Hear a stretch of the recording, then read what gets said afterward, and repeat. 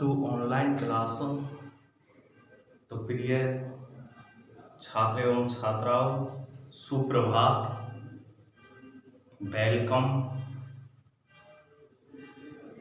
तो आपका पाठ नंबर 3 आनुवंशिकी जो जेनेटिक्स चल रहा है, जिसके मैंने 4 भाग आपको अब तक पढ़ा दिए। आज 5वां भाग में पार्ट 5 प्रारंभ कर रहा हूं। तो जिसमें मैंने पिछली क्लास में आपके लिए इसमें मैंने आनुवंशिकी शब्दावली के बारे में बताया। आनुवंशिकी शब्दावली के बारे में बताया।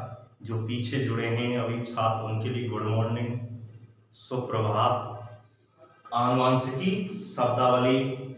तो आनुवंशिकी शब्दावली में मैंने पिछले टॉपिक में आपके लिए 10 परिभाषाओं के बारे में मैंने आपको समझा दिया था कि कुल 10 डेफिनेशन जो हैं, कुल कितनी परिभाषा थी? 10, जिनके बारे में मैंने आपको क्या कर दिया था? समझा दिया था पिछली क्लास में, यानी द्विसंकर संकरण तक। कितना तक समझा दिया था? द्विसंकर संकरण। जो द्विसंकर संकरण है उसके बारे में मैंने आपको बता दिया था, ठीक है ना। तो अगला इसमें टॉपिक में जो परिभाषा है आनुवंशिकी शब्दावली में, जो अगली परिभाषा है वो मैं प्रारंभ कर रहा हूं। तो प्रिय छात्र एवं छात्राओं, दोस्तों ध्यान देना, चैनल को अधिक से अधिक लाइक किया करो, शेयर किया करो, और अपने अन्य मित्र जो हैं जो कि इस ऑनलाइन क्लास का लाभ लेना चाहते हैं, उनको भी इसके बारे में अवगत कराओ, अधिक से अधिक अवगत कराओ, ताकि वो भी इसका लाभ ले सकें। क्योंकि इस वैश्विक महामारी में अभी ऑफलाइन क्लासें नहीं चल रही हैं, इसलिए अपने मॉर्निंग ग्लोरी जो विद्यालय, मॉर्निंग ग्लोरी सीनियर सेकेंडरी विद्यालय खेली के द्वारा एक अच्छा प्रयास आप लोगों तक ऑनलाइन क्लास के जरिए एजुकेशन पहुंचाने का। तो धन्यवाद उन सर का, बड़े सर का, भुवनेश जी, जो अपने प्रिंसिपल हैं, भुवनेश जी सर जो प्रिंसिपल हैं, दीक्षित जी, उनका बहुत बहुत आभार। आप भी उनका अधिक से अधिक आभार प्रकट करना, और अधिक से अधिक जो चैनल है विद्यालय का उसको लाइक किया करो। क्यों?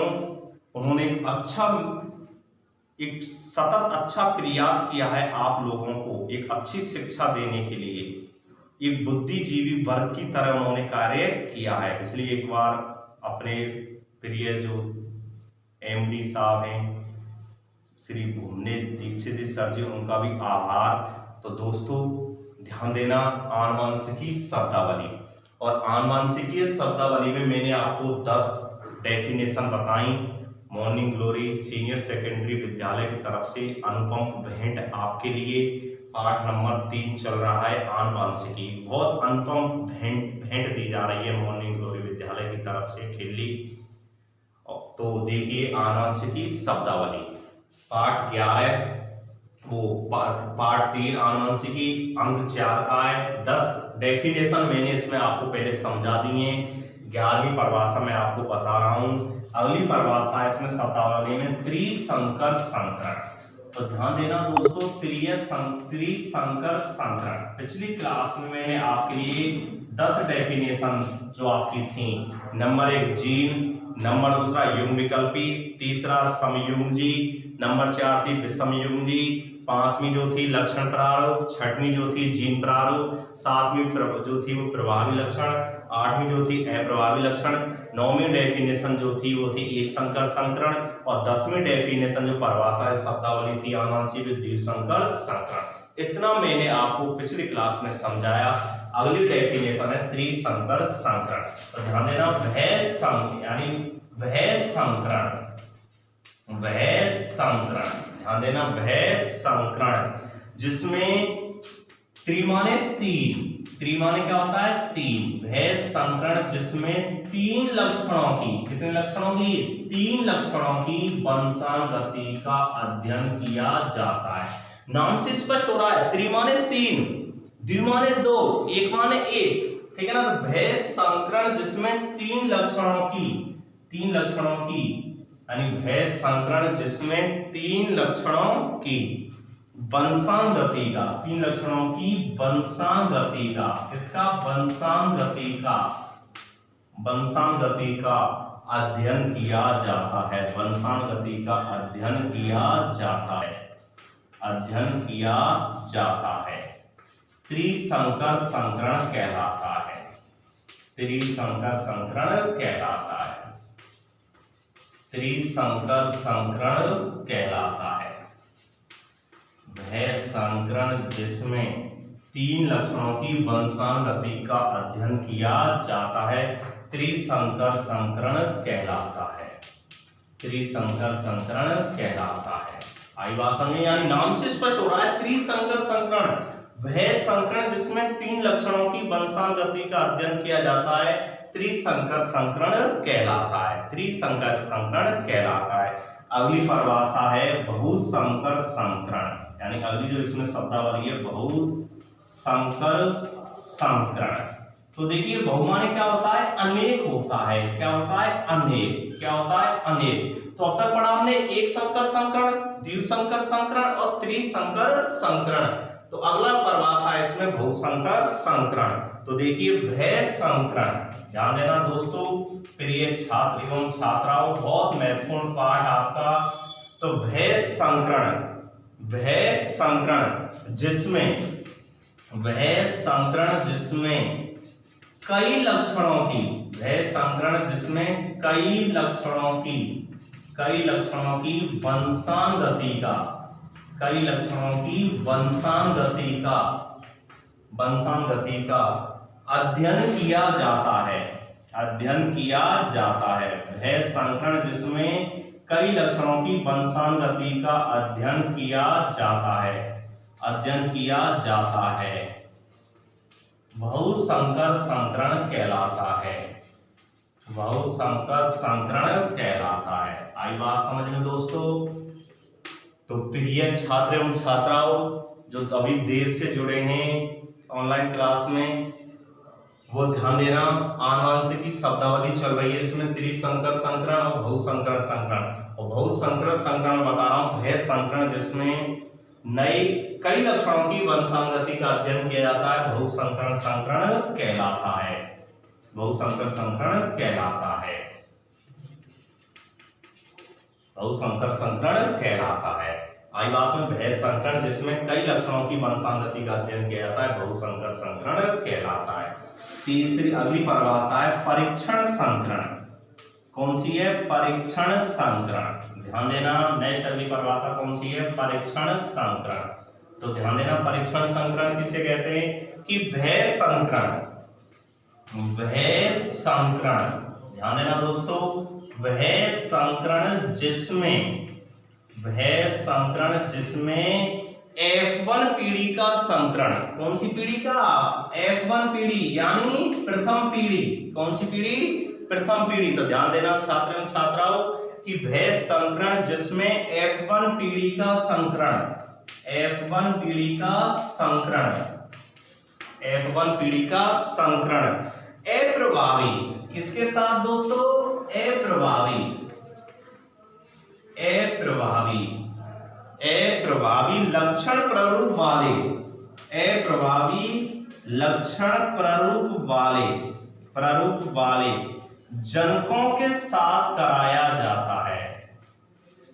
वह संकरण जिसमें F1 पीढ़ी का संकरण, वह संकरण जिसमें F1 पीढ़ी का संकरण अप्रभावी लक्षण प्रारूप वाले जनकों के साथ कराया जाता है, कराया जाता है, परीक्षण संकरण कहलाता है। यानी टेस्ट क्रॉस, क्या कहते हैं इसे, टेस्ट क्रॉस भी कहते हैं। तो वह संकरण जिसमें F1 पीढ़ी का संकरण अप्रभावी लक्षण प्रारूप वाले जनकों के साथ कराया जाता है। किसके साथ कराया जाता है दोस्तों, अप्रभावी लक्षण प्रारूप वाले जनकों के साथ कराया जाता है, परीक्षण संकरण कहलाता है। क्या कहलाता है, परीक्षण संकरण कहलाता है। आई बात समझ में। अगली परिभाषा जो है आपकी इसमें वो है संकर पूर्वज, संकर पूर्वज या संकर पूर्वज या पक्ष संकरण, जिसको हम बैक क्रॉस भी कहते हैं। क्या कहते हैं, बैक क्रॉस। आई बात समझे, संकर पूर्वज या पक्ष संकरण यानी संकर पूर्वज या पक्ष संकरण। तो ध्यान देना, यानी वह संकरण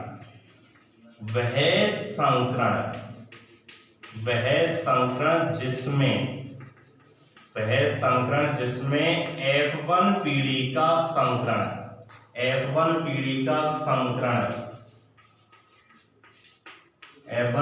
संकरण दोनों जनकों में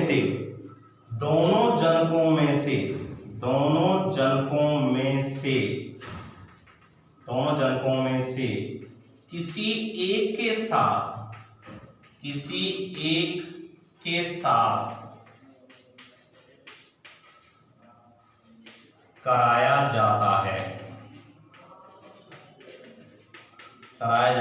पक्ष संकरण कहलाता है या संकर पूर्वज संकरण कहलाता है। संकर पूर्वज संकरण कहलाता है। आई बात समझ में दोस्तों? तो ध्यान देना, समझना कि वह संकरण जिसमें F1 पीढ़ी का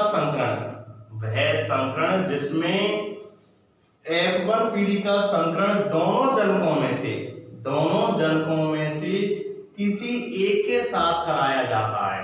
यानी दोनों जनकों में से, यानी चाहे वो प्रभावी भी हो सकता है चाहे अप्रभावी भी हो सकता है, दोनों में से किसी एक के साथ कराया जाता है, उसे संकर पूर्वज संकरण कहते हैं। आई बात समझ में?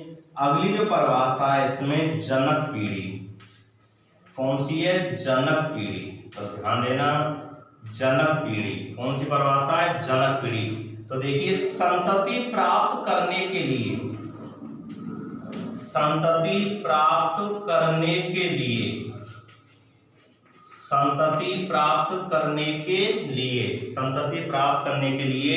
जिन पौधों का संकरण कराया जाता है,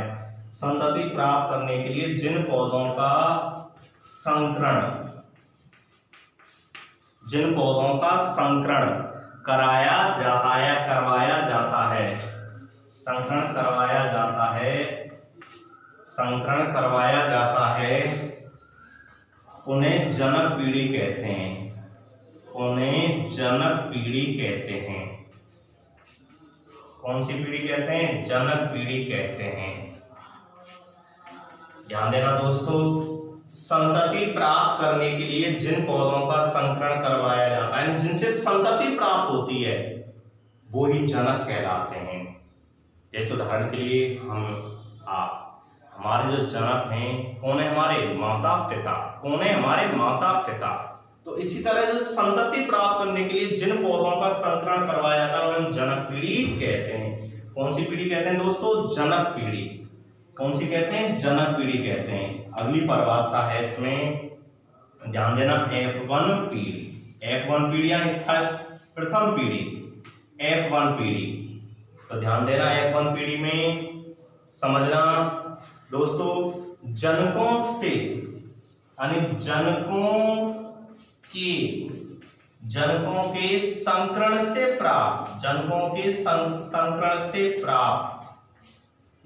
के संकरण से प्राप्त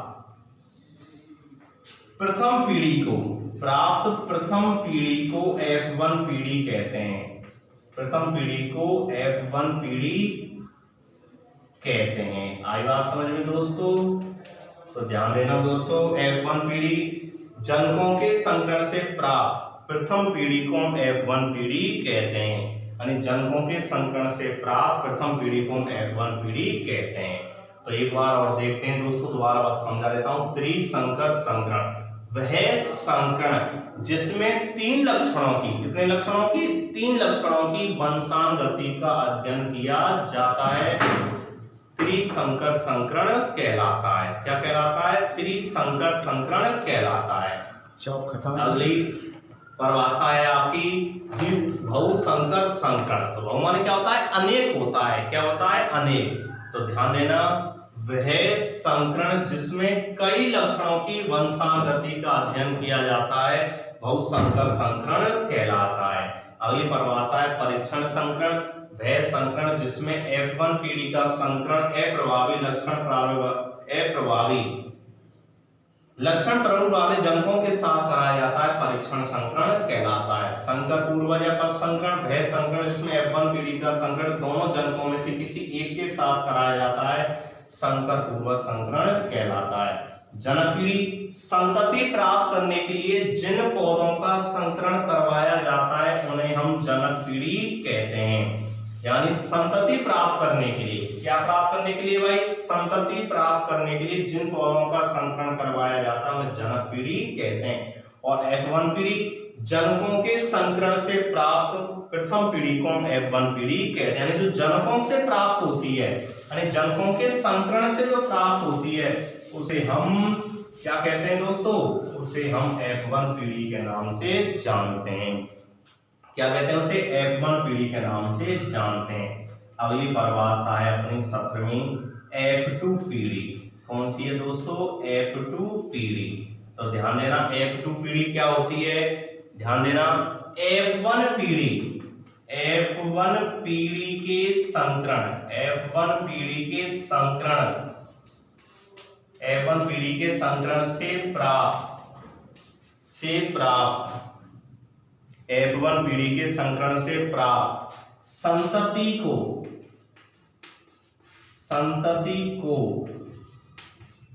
F2 पीढ़ी कहते हैं। कौन सी पीढ़ी कहते हैं दोस्तों, F2 पीढ़ी कहते हैं। ध्यान देना, समझना। अभी हमने F1 पीढ़ी प्राप्त की, जो F1 पीढ़ी किससे प्राप्त होती है, जनकों से। किससे प्राप्त होती है, जनकों से। तो F1 पीढ़ी के संकरण से प्राप्त F1 पीढ़ी के संकरण प्राप्त संतति को हम F2 पीढ़ी के नाम से जानते हैं। आई बात समझ। नंबर अगली परिभाषा जो इसमें है, एक वितुक्रम संकरण। कौन सी है, वितुक्रम संकरण। ध्यान देना, बहुत महत्वपूर्ण परिभाषा, वितुक्रम संकरण। वितुक्रम संकरण। तो वितुक्रम संकरण क्या होता है समझना। वह संकरण,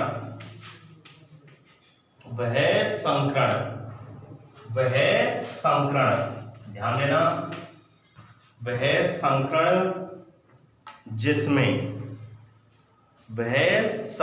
जिसमें जो क्या होता है अपना, यानी ए पादप को क्या मान ले, नर मान ले। ये पादप को क्या मान ले, नर। तो वह संकरण जिसमें ए पादप, वह संकरण जिसमें ए पादप को नर, ए पादप को क्या मान ले, नर, एवं बी पादप को मादा, बी पादप को मादा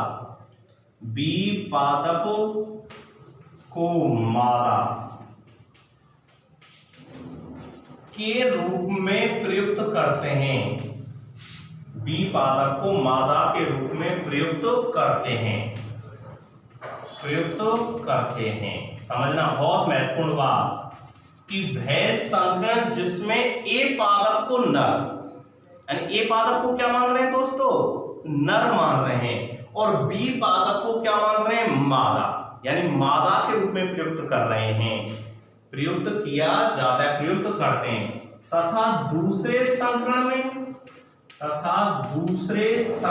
में, यानी विपरीत करना है, दूसरे संकरण में ए पादप को क्या मान ले, मादा, क्या मान ले दोस्तों, मादा, ए पादप को मादा,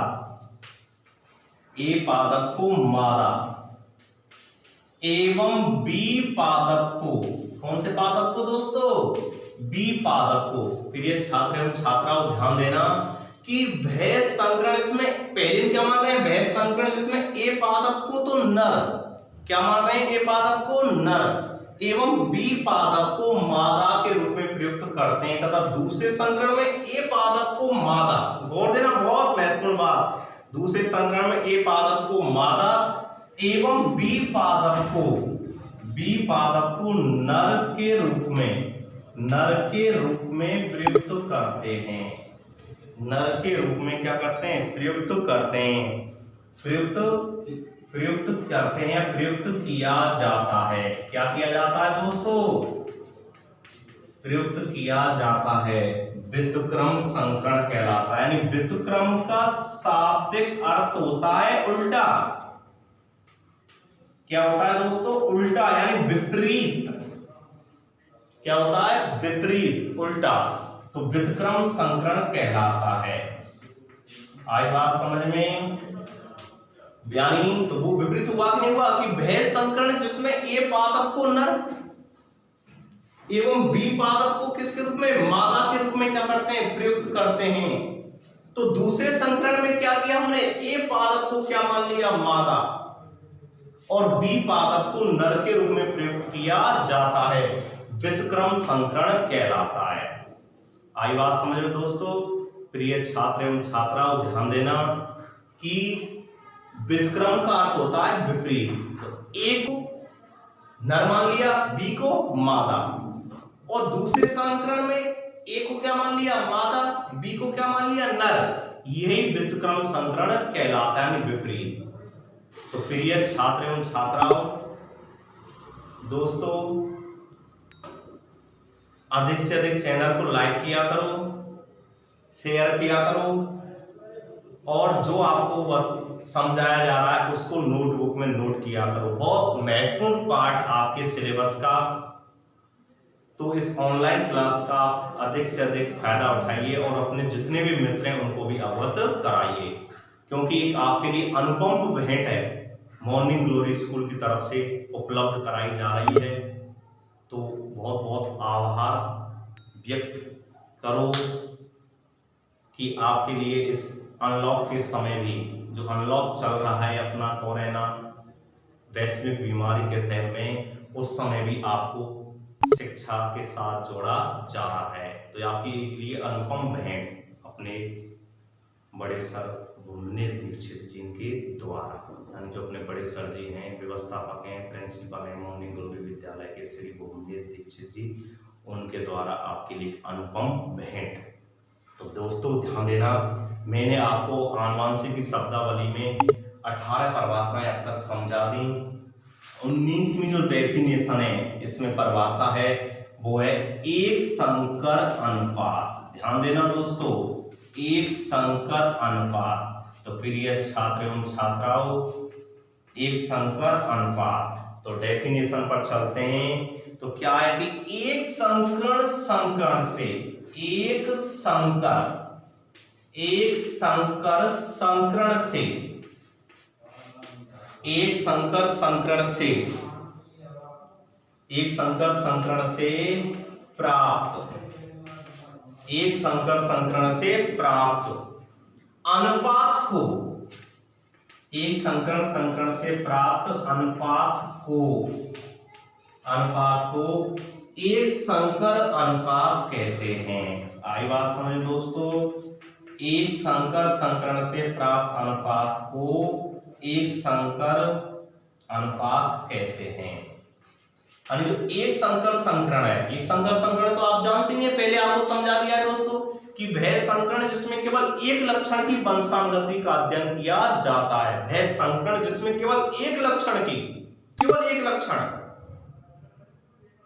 लक्षण की वंशानुगति का अध्ययन किया जाता है, उसे एक संकर संकरण कहते हैं। और यहाँ पर इस टॉपिक के अंदर क्या ध्यान रखना है आपको दोस्तों कि एक संकर अनुपात, एक संकर संकरण से प्राप्त अनुपात को एक संकर अनुपात कहते हैं। और अगली परिभाषा है द्विसंकर अनुपात। कौन सी है? द्विसंकर अनुपात। तो ध्यान देना, द्विसंकर संकरण से प्राप्त, द्विसंकर संकरण से प्राप्त अनुपात को